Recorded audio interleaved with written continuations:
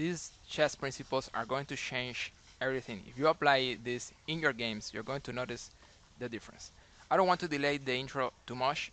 These are 33 most important chess principles. Principle number one, control the center of the board. If you control the center of the board, you're going to control the whole board. Keep that in mind. Control the center and you will notice how your pieces are better, how you are controlling everything, and how you control the board in general. Principle number two, develop knights and bishops. In the opening, you don't need to develop the rook, the queen, or anything else. Just develop knights and bishops. These pieces are very light.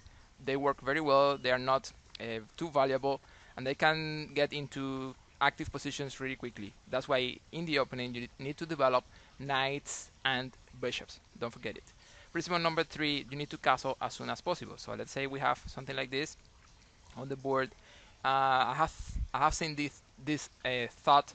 I can castle later. There's no danger right now. This is a very peaceful position. There's no rush to castle. In general, that's not a good idea. In general, that's not going to work very well.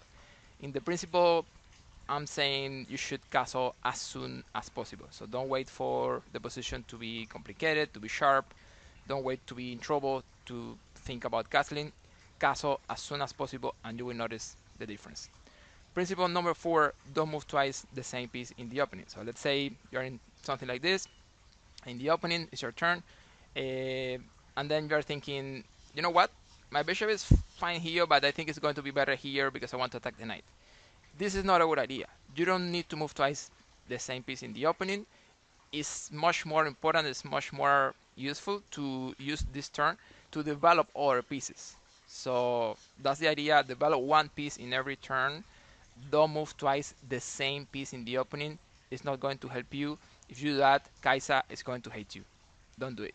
Principle number five, don't develop the queen in the opening. So let's say we have something like this, e4, d5, you capture, and then the queen goes out, and then white develops one piece, as black is, developing the queen in the middle, the queen exposed, and this is not good. For example, let's say queen here, white can play this move, d4. Black developed the queen, we're getting a tempo, we're controlling the center, and we are clearing to develop the bishop. Let's say they play, I don't know, queen here, bishop here. You develop, you get a tempo, and this is obviously very good for white. Let's say they give a check, then you continue developing things. That's what happens when you bring the queen out, or that's the kind of thing that can happen when you bring the queen out early in the opening. So, don't develop the queen in the opening, don't bring the queen out. In general, it's going to create more problems than benefits, so don't forget it. Principle number six, develop knights before bishops. So let's say we have, the opening. In general, you don't want to develop the bishop directly so early. In general, you want to develop knights first. Very often, you are going to develop both knights. Not always, but sometimes. But, well, as a general rule, develop knights first. There's a reason for this, and it is that almost always the knights go here and here. Almost always. In some other positions, of course, it can be different, but very often you are very clear about the way to develop the knight. But also very often it's not obvious the way to develop the bishop. So in general, you have one option for the knight and some options for the bishop. So that's why you make the decision with the knight. This is very easy, and you wait a little, wait for your opponent to move, wait for your opponent to make decisions. After that, then you can make your own decision of how to develop the bishop. So in general, this is going to work fine. Develop knights before bishops. Principle number seven: bishops are usually better than knights, and well, there's not much we need to say. The bishop is a long reach piece. You can have a bishop here, for example, on b3. Let's say random position here. You can have a bishop on b3, and from b3 the bishop is still controlling squares on the enemy position. I mean, we can also say something like even more, even clearer. The bishop is super far, but also super safe, and also super active. It's controlling squares next to the enemy king. So that's what happens with the bishop. It's a long distance piece. It can be really dangerous from your own territory, super safe. It can attack the enemy. It's a better piece, almost always in open positions, but in general, the bishop is better than the knight. So if you don't have a reason, try to keep the bishop. It's usually slightly better. Principle number 8, don't play unnecessary pawn moves. So I'm going to talk about a position like this. normal development, normal things.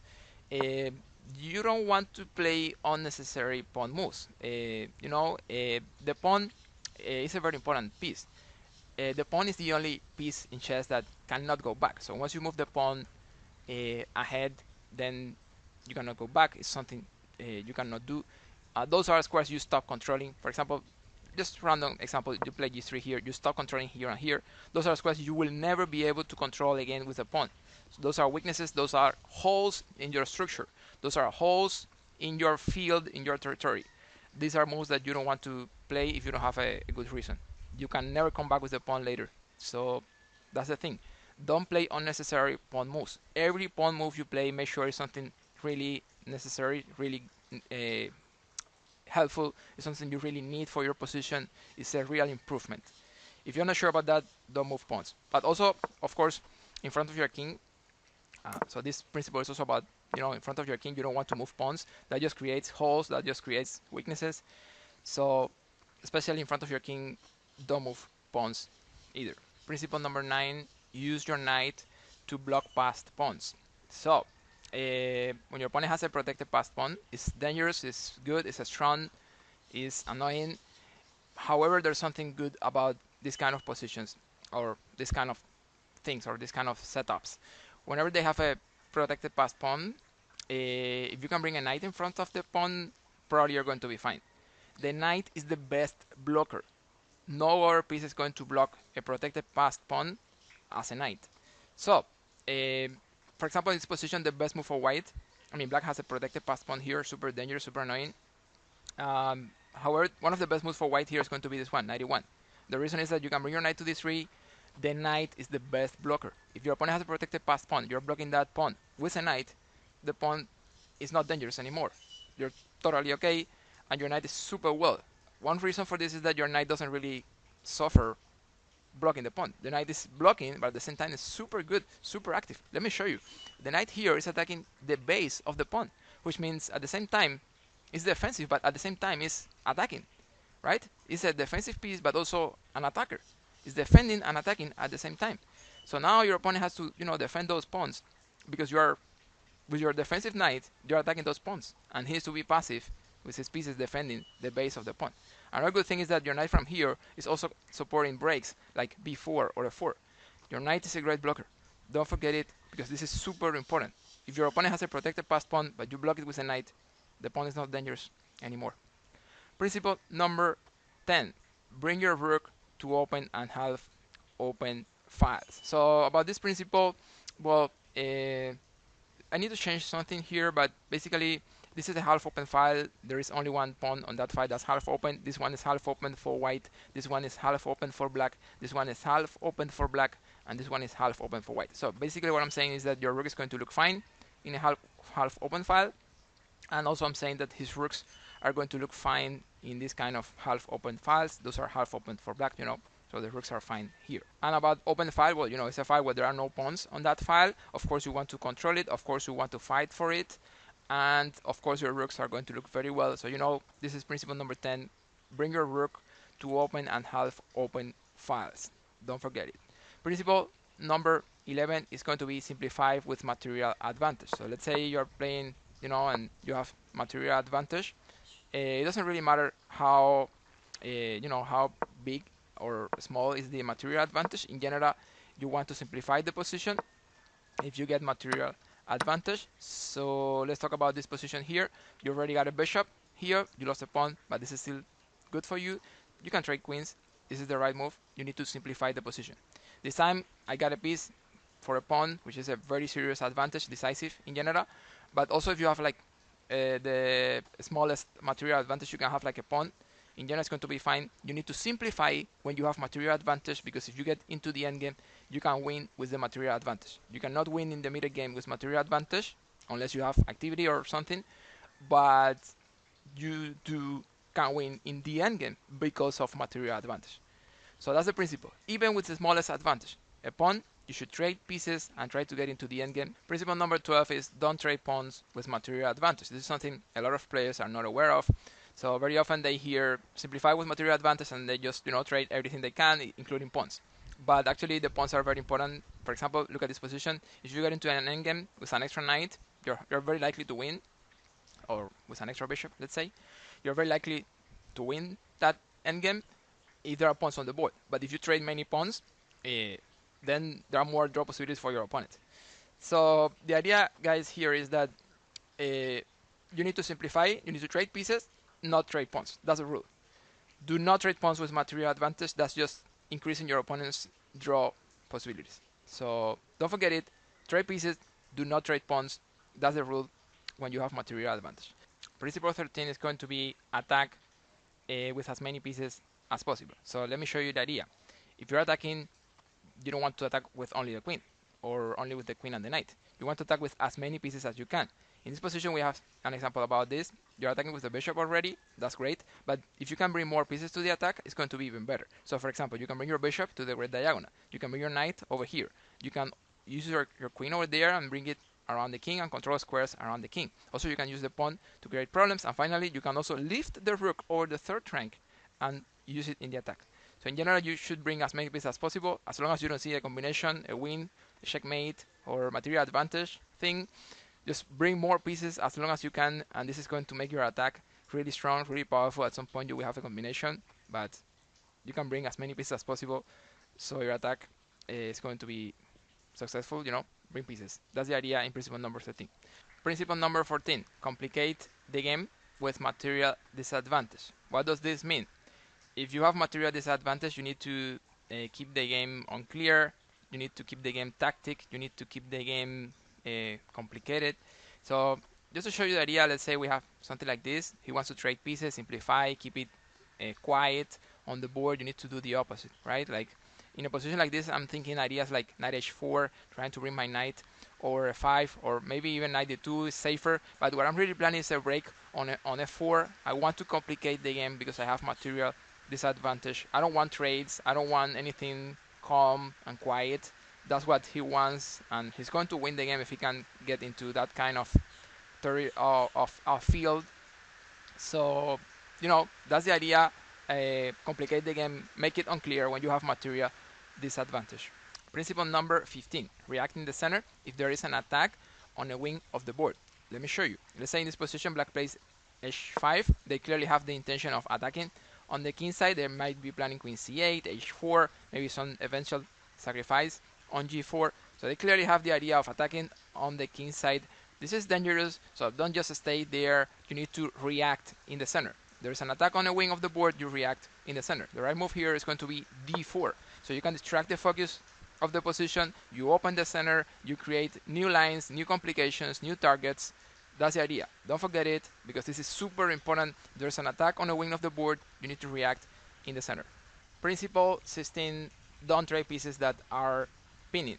Let me show you. I have seen very often in a position like this one, white plays the move bishop takes knight. Just one question: why could you do that, right? Keep in mind that this bishop is active and this knight is passive. Keep in mind that this bishop is pinning. Your queen is also, his queen is also passive, defending the knight, so you don't damage his pawn structure. The knight cannot move, the queen cannot move. Your bishop is making the knight and the queen miserable. Why could you trade that bishop for the knight? Remember, this principle is very important, and it's also a very common mistake among beginners. Don't trade pieces that are pinning. If you trade pieces that are pinning, Kaisa is going to hate you. Don't do that.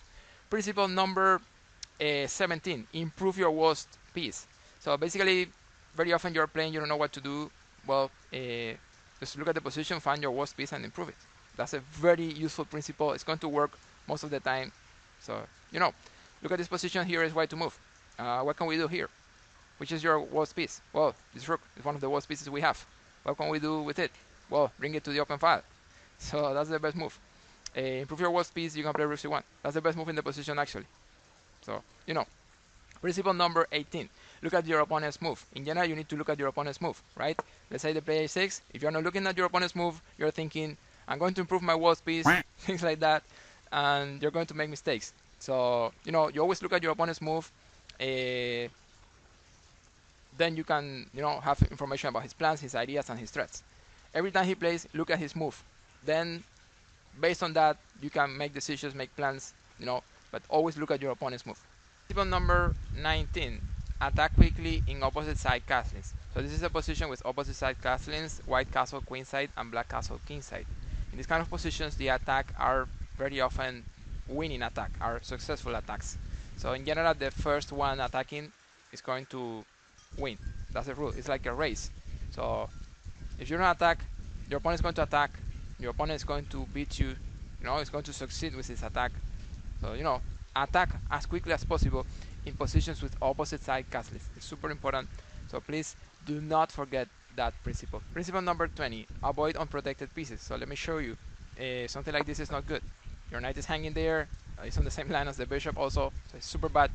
You don't want unprotected pieces on the board. In general, you want all your pieces to be connected, defending, safe. Defending each other, safe. So that's the idea. Unprotected pieces are a source of tactics for your opponent. You're just giving him the opportunity to create a tactic and get material advantage. Avoid unprotected pieces, they are a bad thing. Try to make sure your pieces are not exposed, they are not attacked, and they are not undefended. Principle number 21, be prophylactic about your opponent's plans and your opponent's ideas. Let me show you what I mean. Very often, you're going to have very good plans, very good ideas, you're going to try to execute those plans, and that's very well in chess. But also very often, you can, at the same time, make sure your opponent cannot create his own ideas and execute his own plans. If that's something you can do, it's probably going to be a good thing. Let me show you here. They have a bishop and they want to develop the bishop. It's the clear plan for black. It's the only way to improve black's position, right? It's the only undeveloped piece, and that's a very obvious plan for black here. If you can prevent that plan, that's clearly a very good thing for you, because that means he will stay with the bishop undeveloped for some more time. In this position, a very strong idea is going to be this queen e2, because the way to develop the bishop is by playing b6 and bishop here, but now they are not allowed, or they should not play b6, because if you do that, this is a target and this is also a target, so you can create a very serious problem with the move queen e4, attacking rook, attacking a7 with checkmate, so you can win the game by playing this. So the move queen e2 is a very important prophylactic idea. You're not letting your opponent develop his last undeveloped piece, so that creates a problem.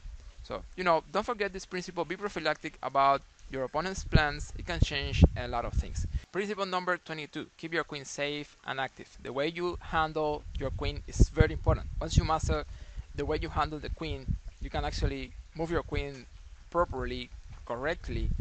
It's going to change a lot of things for two reasons. Reason number one, the queen is very valuable. You lose the queen, you lose everything. Reason number two, your queen is very powerful. So if you can put it in the right square, you can create many problems, you can make a lot of damage. So if you move your queen to squares where it is both safe and active, it can change everything. Let me show you. In this position, a very nice square for your queen is going to be h3. In this position, the queen is super active, but also is super safe. Observe, the knights cannot really attack your queen, but also the bishops cannot really get access to your queen. So in this position, your queen is both safe and active. Later, you can do things like, you know, get rid of the knight, create problems, create threats. But all those things start by keeping your queen in a safe and active environment. Don't forget it, the way you move your queen says a lot about your level. Principle number 23, simplify with less space. Let me show you, very often in this kind of positions, black is going to play the move knight c6. It's a development move, but also it's very useful because you're trying to simplify a little. In this position, black pieces are colliding with each other, like the bishop colliding with the knight colliding with the bishop, also this bishop colliding with everything. So in general, they want to simplify. They have less space. Look at white; they are, you know, very well in the center, and look at black pieces; they are a little, you know, more restricted here. So in general, they want to simplify here, and that's why very often in this kind of positions, white is going to avoid the trade. You can see ideas like knight b3 or sometimes knight b5 or knight f3, just avoiding the trade because they want to simplify with less space, and of course you want to avoid that when you have more space. Keep that in mind, simplify with less space. Principle number 24, keep your pawns connected. Let me show you. In this position, black plays the move b takes c4. How do you recapture? In general, the best recapture is going to be this one, because you're going to keep this chain of pawns. You're going to keep the pawns side by side. They are a pawn island. That's a good thing. If you capture like this, you're going to have more pawn island. Like this is a pawn island, this one here, and this one over here. So they are like 3 pawn islands. That's different when you capture like this. They are only 2 pawn islands. They are connected. They look better. They can defend each other a little better. So that's principle number 24. Keep your pawns connected. Principle number 25. Control the 7th rank. The 7th rank is the most important rank on the board. if you control it, you are going to create problems because you're attacking pawns, you're also getting access to the enemy king, you're creating threats, you're creating many problems. The 7th rank is the most important rank on the board. Also, the back rank is very important. Sometimes the 6th rank is very important, but the 7th rank is the best. Don't forget it. So if you can control the 7th rank with your rook, you're going to create many problems, and you're very likely to win the game because of that. So the best move in this position for white is going to be rook to e7. Principle 26, capture toward the center. Whenever you can capture with two different pawns, in general the best capture is going to be when you can capture from the edge toward the center. This is very important, and as a general rule, it works really well. In some positions, you can capture like this to open the rook or something. It might happen in some specific situation, but as a general rule, it's going to be better if you capture from the edge toward the center because you want to control that area of the board. You want to control squares closer to the center, so don't forget that rule. Principle 27, avoid backward pawns. In a position like this one, for example, a move like f5 is going to be very bad. That creates a backward pawn, that's a target. Also in front of the backward pawn there is like an outpost for the enemy, so this is a bad idea. Don't create backward pawns. They are pawns left behind and they're just weakening your position, so we need to avoid that kind of things. Principle 28, avoid isolated pawns, and this is an isolated pawn here. It's a target, it's a bad thing, it's disconnected from your pawns, it's a pawn island, it's something bad, your opponent can attack it. If it is on an open file, then it's going to be even worse because there are more pieces, more lines to attack that weak pawn. So avoid isolated pawns, they are damaging your position, they are a weakness, and also in front of isolated pawns there will be outposts. Keep that in mind. Principle number 29, avoid double pawns. The same way, for example, let me show you like this, something like this. Double pawns, well, these ones are isolated and doubled at the same time. That's even worse. Double pawns are usually a bad thing. Not always. In some situations they give compensation, but in general, or very often, they are going to damage your position because one pawn is, stumbles with the other pawn, so they cannot advance very easily. So very often they are not very good. In general, you can avoid double pawns. They are going to be good for you. Principle number 30, in the endgame, bring your king out. So let's say you are already in the endgame, in the final stage of the game. You're going to need your king for sure. You're going to need to activate your king in the endgame. But some analysis suggests that the king is as good as a minor piece, for example, in the endgame, like 2.5 or 3 points is the value of the king, they say. So keep that in mind. The king is like a minor piece in the endgame. There's no checkmate threat, so you can bring it, you can use it to support your own pawns, to attack enemy pawns. Use your king in the endgame. You're going to notice the difference. You need to do it. If you don't do it, you're going to lose the game. Principle 31, also about endgames, and it is rooks should go behind passed pawns. So let me show you the idea. This is a passed pawn. You should put your rook here behind that passed pawn. That's a very good thing. You're supporting the pawn. As it advances, you're always supporting the pawn. That's what you should do. Either your own pawn or an enemy pawn defensively, you can also do the same thing. For example, black can play rook here if it is black's turn, and they can put the rook behind the pawn. That's also a good thing because they are always, attacking the pawn. Even when the pawn advances, they are attacking the pawn. Keep that in mind. Put your rooks behind passed pawn. Principle 32, don't play wishful chess. Let me show you a very absurd example, but just to make my point. In this position, you cannot play the move g6. Wanting to give him mate here, right? Hoping he doesn't capture or he just moves the pawn. So you can, let's say they play like rook to d7 or something. So you can mate. Of course, that's what we call wishful chess. It's like when you play a bad thing, hoping your opponent also plays a bad thing. So that's not a very good way to think. That's not the way you think when you are a long-term chess improver. In general, you want to play the best move in the position.